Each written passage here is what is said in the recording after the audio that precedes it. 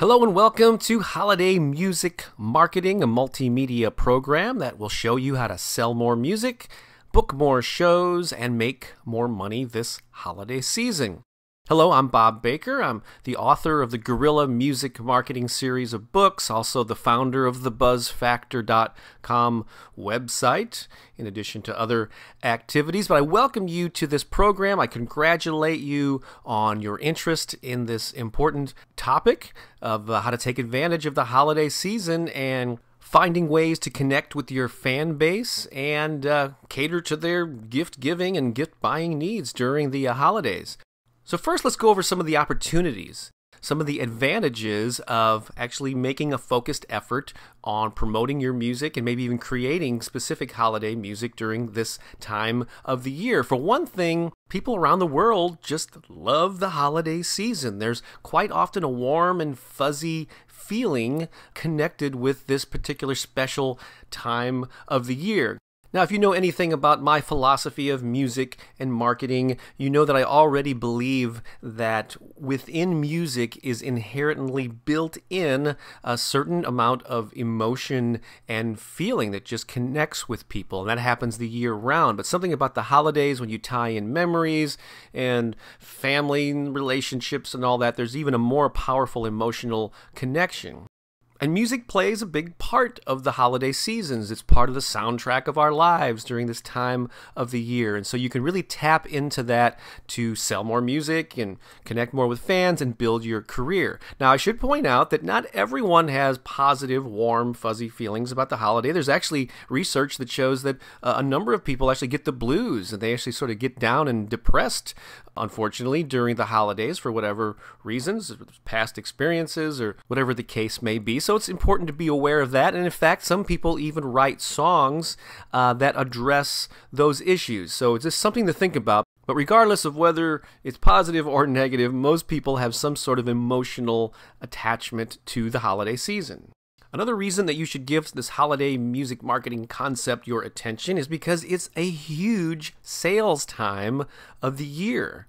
In fact, even though the traditional music industry has been sort of languishing from sluggish sales over the past decade or so, consumer trends have demonstrated year after year that holiday music is almost like immune to recessions. It's immune to whatever's going on in the traditional business. And one report actually showed that 1/5 of all music sales take place in the last 6 weeks of the year. So that's pretty amazing. That's a good indication that you might want to pay attention to this time of the year.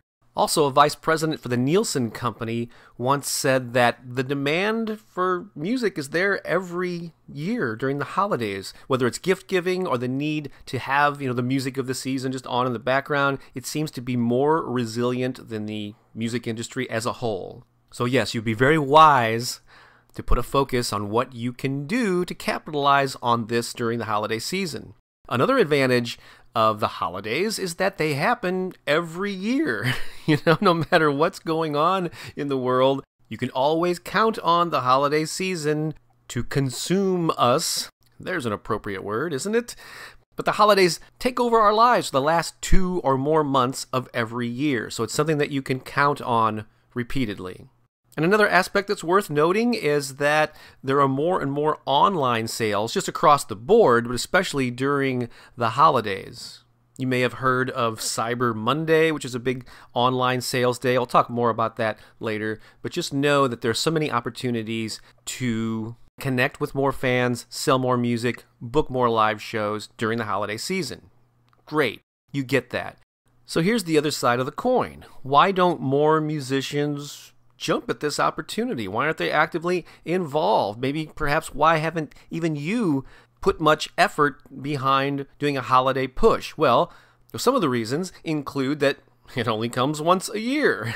The same reason that it's an advantage that it comes every year is also a disadvantage because it happens for maybe, like I said, a 2-month period at the end of each year. And then there's all those, 9 or 10 months where nobody's thinking about the holidays. And so it's kind of off your radar. It's short-lived. That causes a situation where a lot of musicians just don't focus on it, or they think about it like in the middle of the holiday season and they go, oh yeah, you know what, I really should have done something a couple of months ago to prepare for this. I'll do it next year. And then next year comes around and before you know it, it's past Thanksgiving. It's too late for you to do anything much. So this is just one of the reasons that you may be avoiding or overlooking this great opportunity.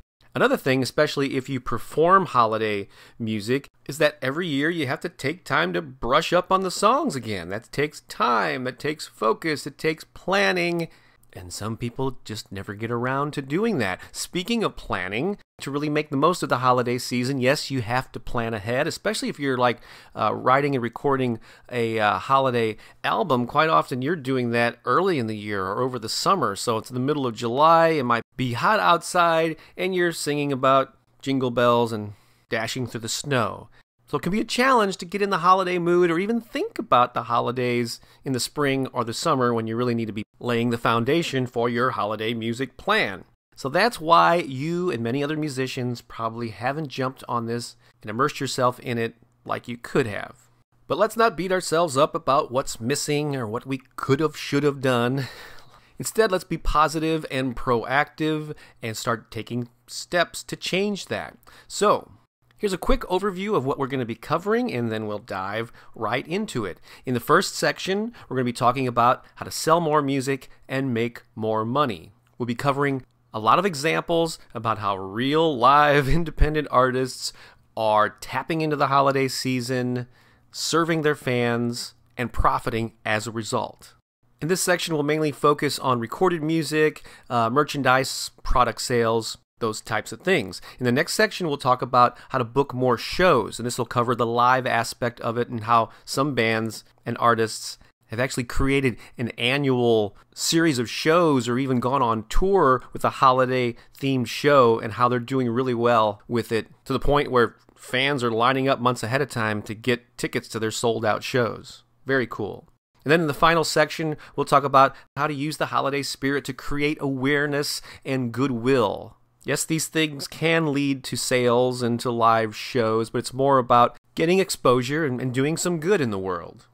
Okay, so what do you need to do to get the most out of this multimedia program? Because it does come in multiple modalities, if you will. There's a text portion with some worksheets. There's a PDF worksheet you can download and print off and write on, something I highly encourage. There's the audio portion of the main program, and then there is the video portion, which is just the audio meshed with visual images. And so what I highly recommend is that you consume it in all three ways. Number one, be sure to print off the PDF worksheets, follow along as you're either watching the video or listening to the audio, and there are fill-in-the-blank sections where you take these principles and apply them to your own situation. That's the real power. That's where you get the most out of this, is when you take these ideas, these examples, these success stories that I share, and you apply them to your own personal musical situation. Always ask yourself, how can I use this idea in my own music career?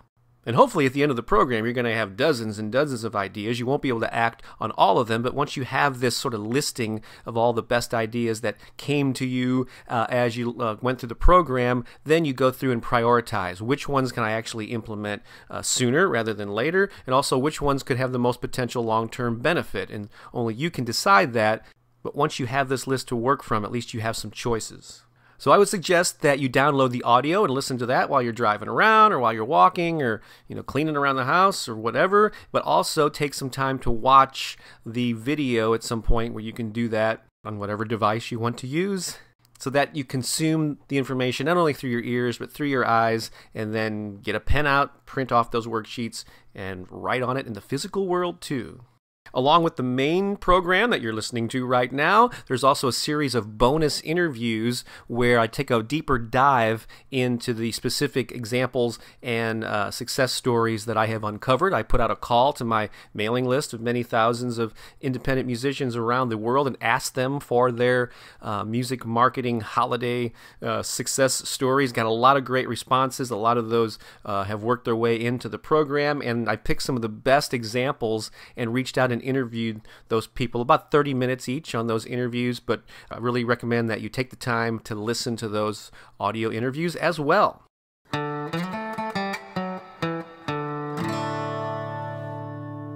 Okay, so let's dive into the first section, how to sell more music and make more money during the holidays. This first example comes from a children's music artist who goes by the name Mr. Billy. And for a good decade or so now, Mr. Billy has been successfully writing, recording, and performing music for kids. But a few years ago, he was at a mall having a conversation with the mall manager. And as it turns out, like a lot of malls, they have Santa come and the kids sit on Santa's lap and get their picture taken and all that good stuff. And I guess the Santa was giving away a video for kids that came from some corporate entity. I'm not sure. They gave the kid a video and a candy cane, and everyone was happy. But Mr. Billy, being curious and proactive, he asked the manager, well, how much are you paying for those videos or those DVDs that you're giving to the kids? And she said, oh, about $4 a piece. So he said, well, you know what? I'm a children's music artist, and I'm actually working on a new holiday CD, which was sort of a half-truth. But he suddenly got a lot more serious about it with this conversation. So he said, what if I gave you 1,000 of my holiday CDs for children for only $3 instead of $4? And here you're supporting a local artist. You're keeping it within the community. And she said, you know what? That's a good idea. So Mr. Billy, the smart guy that he is, went to work recording that children's music holiday CD. He sold 1,000 of them to the mall for $3,000. He actually had 2,000 of them printed. So the bulk sale to the mall already made this a profitable venture. But it left Mr. Billy with an additional 1,000 CDs that he could sell at his own live shows and to his own audience. So it was a total win-win, and a lot of the kids that got the free CD at the mall after sitting on Santa's lap ended up getting on his mailing list and becoming fans. So here's a great example of how just being observant, being proactive, asking questions, exploring options with people who are in a position to help you, what it can lead to. So is there a similar retail opportunity in your own backyard that you simply haven't noticed, you haven't explored? Perhaps you should.